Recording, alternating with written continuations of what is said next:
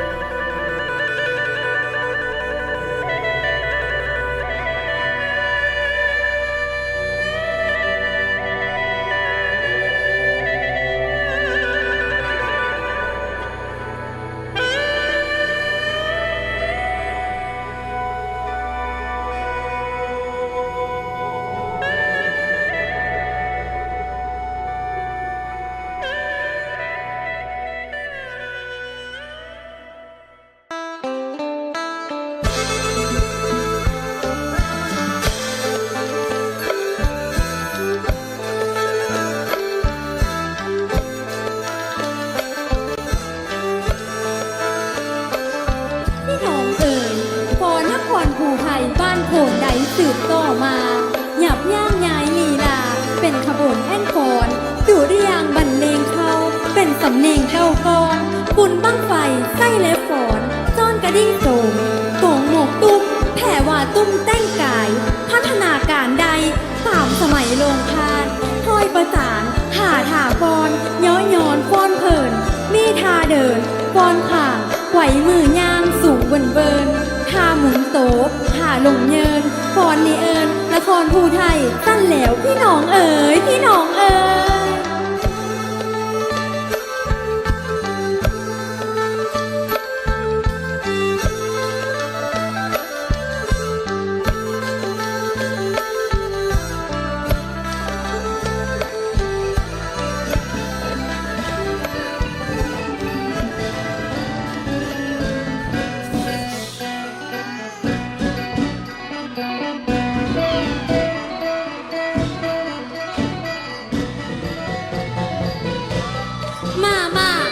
บุญบังไฟบานพลขโมงน้ำเดียวเด้อพี่น้องเด้อ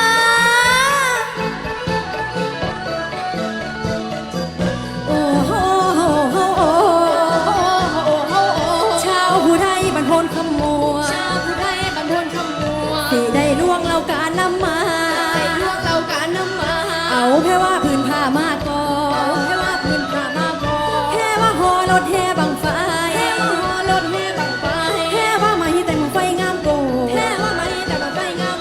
เอามาโชว์พื้นผ้าของเก่าของให้เฮาบ่ได้ปาทิ่มปล่อยพวกข้าน้อยซอยกันฮักษาเอาแค่ว่ากายาตกแต่ง